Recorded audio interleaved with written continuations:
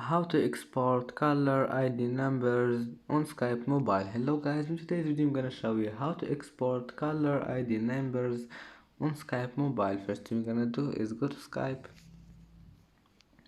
and now click on your profile here and then click settings and now click profile and account and profile and go down and you will find this one here, your account.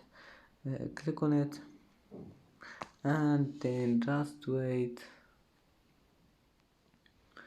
and now go down and click this one, settings and preferences, and then all you need to do is just click export caller ID number and it will be exported.